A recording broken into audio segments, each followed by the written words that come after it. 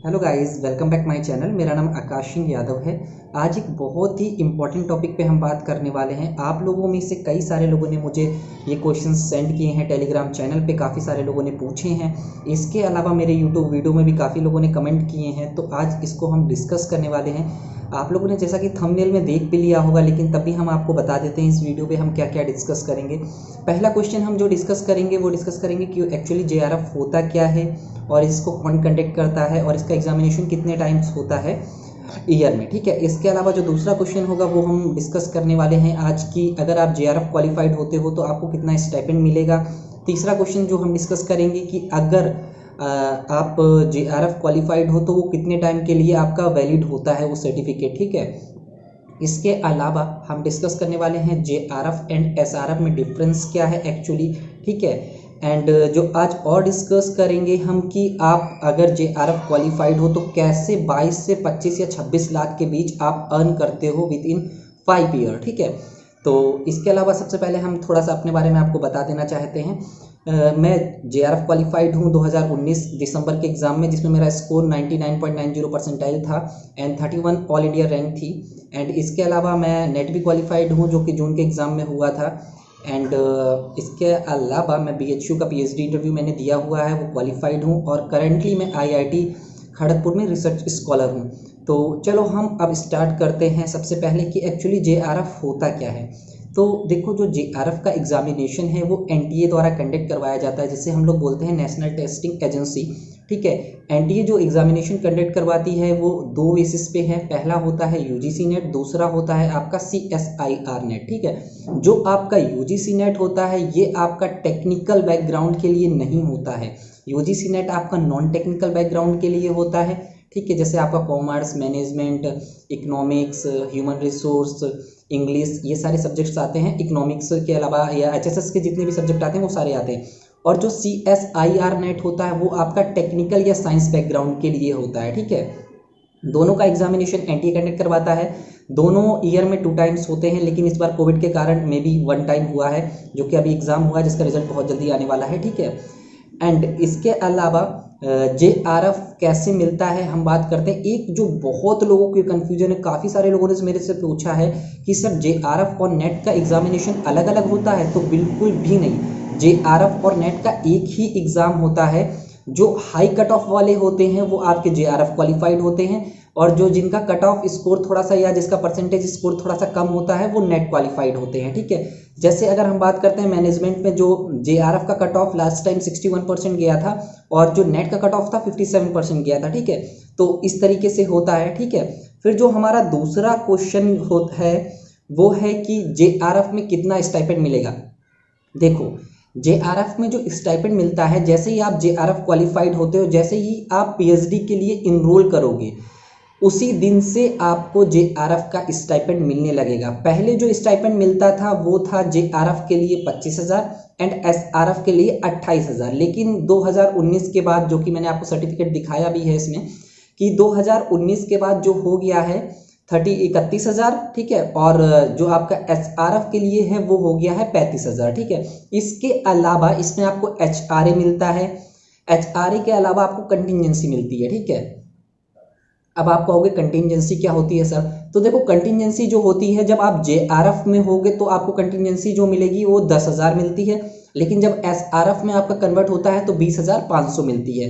Contingency आपको इसलिए मिलती है, जैसे आप फोटोकॉपी कराते हो या क्वेश्चनर प्रिपेयर किया तो फिल करवाने के लिए आप कभी कभी पेड क्वेश्चनर भेजते हो, या इसके अलावा बहुत सारे एक्सपेंसेस होते हैं, उनके बिल्स आपको प्रोड्यूस करने होते हैं यूजीसी को, देन उसके बाद आपको कंटिजेंसी अमाउंट मिलता है। ठीक है, अब हम बात करते हैं एचआरए का, जो कि बहुत कंफ्यूजन है इस पे। काफ़ी सारे लोगों को, कोई भी यूट्यूब चैनल है, अब तक मैंने भी जितने वीडियोस देखे, क्योंकि मुझे भी कंफ्यूजन था, तो ये मुझे किसी ने भी सॉल्व नहीं किया था।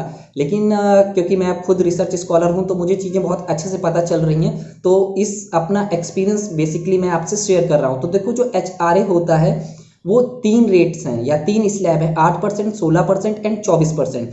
अब ये मिलता कैसे है? 24% जो टायर 1 सिटीज़ होती हैं, जहाँ पे या आप बोलो कॉस्ट ऑफ लिविंग ज़्यादा हाई होती है, वहाँ पे आपका होता है 24%। जहाँ पे कॉस्ट ऑफ लिविंग थोड़ी सी कम होती है, वहाँ पे आपका मतलब टायर 2 सिटी, वहाँ पे आपका 16%। एंड टायर 3 सिटी में आपका 8%। एंड हाँ, ये आपको मिलता कब है, सबसे बड़ा इंपॉर्टेंट क्वेश्चन है। ये आपको तब मिलता है जब आप हॉस्टल नहीं लेते हो, ये ध्यान रखना। अगर आप हॉस्टल लेते हो तो आपको ये नहीं मिलने वाला है। अगर आप हॉस्टल ले रहे हो तो आपको वो अमाउंट मिलेगा जो आपकी हॉस्टल की फीस होगी। जैसे मैं आईआईटी खड़गपुर से पीएचडी कर रहा हूँ, तो एक मैं अज्यूम करता हूँ मेरी फीस जो होगी 24,000 होगी, तो हमें हर मंथ जो मिलेगा एचआरए वो 2,000 मिलेगा। उससे मतलब नहीं होगा कि आप टायर फर्स्ट सिटी में रह रहे हो, टायर सेकंड सिटी है या टायर थर्ड सिटी है, आपकी जो हॉस्टल की फीस होगी वो वापस आएगी एचआरए पे, ठीक है। तो इस चीज को बहुत अच्छे से समझना। फिर हम बात करते हैं तीसरा, कि जो आपका जेआरएफ है वो कितने टाइम के लिए वैलिड रहता है। देखो, जैसे ही आप जेआरएफ क्वालिफाइड होते हो, आपका पहले रिजल्ट आता है, रिजल्ट आने के बाद एक जेआरएफ सर्टिफिकेट होता है, ठीक है, जो कि मैं आपको शो कर रहा हूँ जेआरएफ सर्टिफिकेट। ये जेआरएफ सर्टिफिकेट है जो कि मैंने 2019 में क्वालिफाइड किया था। वो तो 2019 में क्वालिफाइड एक जेआरएफ सर्टिफिकेट आएगा। उस जेआरएफ सर्टिफिकेट पे आपकी डेट होगी कि किस दिन इशू हुआ है। उस दिन इशू होने के 3 साल तक वो वैलिड होता है। आप अगर 3 साल तक अपने आप को इनरोल कर रहे हो पीएचडी में तो आपको पैसा मिलेगा, लेकिन अगर आप 3 साल के बाद कर रहे हो तो आपको पैसा नहीं मिलेगा पीएचडी के लिए इनरोल, ठीक है। तो जो जेआरएफ होता है वो हमारा 3 साल के लिए वैलिड होता है। पहले में भी ये 2 साल था, लेकिन अब ये 3 साल हो गया, ठीक है। नेक्स्ट क्वेश्चन जो है वो कि आपका जेआरएफ और एसआरएफ में डिफरेंस क्या है। देखो, जेआरएफ होता है junior research fellowship and SRF जो होता है सीनियर रिसर्च फेलोशिप, ठीक है। आपका जो जेआरएफ होता है, जब आप पीएचडी करने जाते हो तो आप अपना रिसर्च स्टार्ट करते हो, जो स्टार्टिंग में 2 इयर्स के लिए होता है वो आपका जेआरएफ का अमाउंट मिलता है, जो कि 31,000 plus HRA plus per year contingency 10,000, ठीक है। फिर इसके बाद 2 साल के बाद भी अगर आपका रिसर्च कंप्लीट नहीं होता है, जो कि नहीं होता है क्योंकि रिसर्च के लिए काफ़ी टाइम लगता है, तो तब आपका 2 साल के बाद भी रिसर्च नहीं कंप्लीट होता है तो वो आपका एसआरएफ में कन्वर्ट हो जाता है, जिसे हम बोलते हैं सीनियर रिसर्च फेलोशिप, जिसकी आपका स्टाइपेंड जो होता है 35,000 प्लस एचआरए प्लस इसके बाद 20,500 आपको कंटिजेंसी अमाउंट मिलता है, ठीक है, जो कि आपको हर ईयर मिलता है कंटिजेंसी अमाउंट। तो जेआरएफ से एसआरएफ जो 2 साल तक आपका जेआरएफ है, फिर वही आपका कन्वर्ट हो जाता है एसआरएफ पे, ठीक है। अब एक बहुत ही अच्छी बात हम आपको बताना चाहेंगे कि आप कैसे जेआरएफ से 22 से 25 लाख अर्न कर सकते हो, ठीक है। तो सबसे पहले हम बात करते हैं कि हम आपको अज्यूम करते हैं कि आप टायर फर्स्ट सिटी से पीएचडी कर रहे हो, जिसमें आपका एचआरए जो होता है 24% लगता है, ठीक है। तो आपको पर मंथ 31,000 तो मिलना ही मिलना है, ठीक है। फिर इसके अलावा आपको 7,440 और मिलेगा, जो कि आपका क्या हो गया एचआरए। तो आपका टोटल अमाउंट हो गया 38,440, ठीक है, जिसको 2 साल के लिए आपको मिलता है जेआरएफ, ठीक है। तो इसको आप 24 से मल्टीप्लाई करिए, प्लस 10,000 आपको 1 साल में कंटिजेंसी मिलती है, तो 2 साल की आपकी कंटिजेंसी कितनी हो गई 20,000।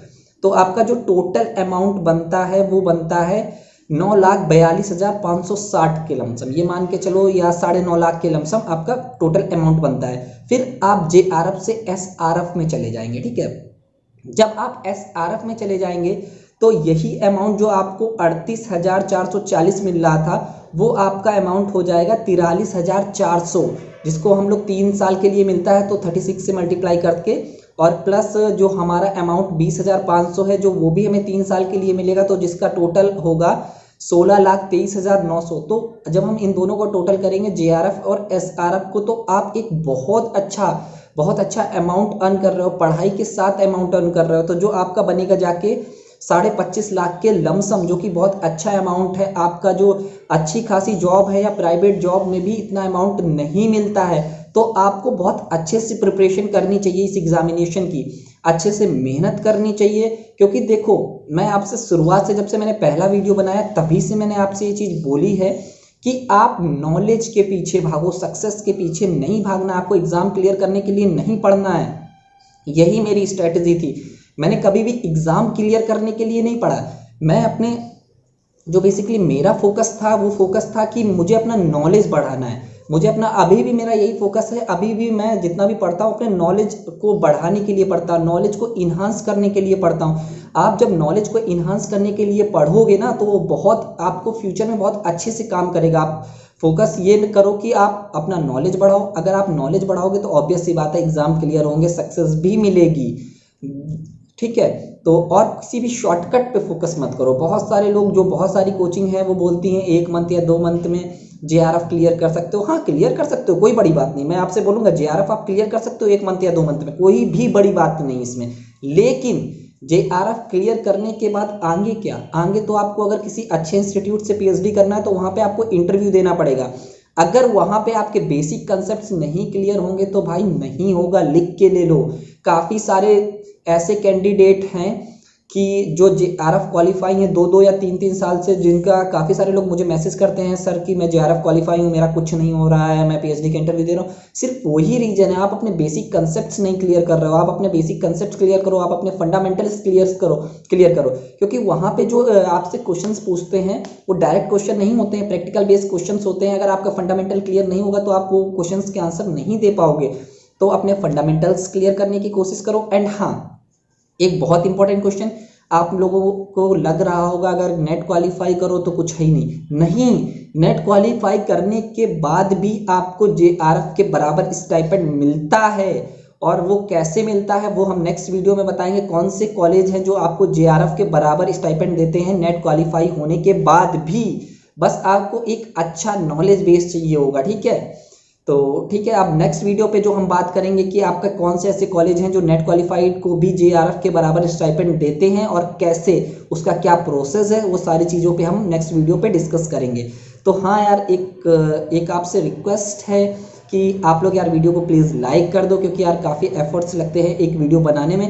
एंड इसके अलावा चैनल को सब्सक्राइब कर दो। आगे फ्यूचर में भी बहुत अच्छे अच्छे वीडियो मैं डालने वाला हूँ। मेरा PhD का एक्सपीरियंस कैसा है, इसके अलावा मेरा जो मैंने PhD के काफ़ी सारे इंटरव्यू दिए हैं, IITs में इंटरव्यू दिया है, IIMs में इंटरव्यू दिया है, NIT का भी मेरा इंटरव्यू क्लियर है, और IIMs के भी मेरे 1-2 इंटरव्यू क्लियर हुए हैं, और IIT खड़गपुर में मैं करंटली PhD कर ही रहा हूँ। तो वो सारे एक्सपीरियंस शेयर करूँगा। मैंने BHU का भी PhD का इंटरव्यू क्लियर किया हुआ है। तो वीडियो को लाइक करो और प्लीज़ सब्सक्राइब कर दो। Thank you.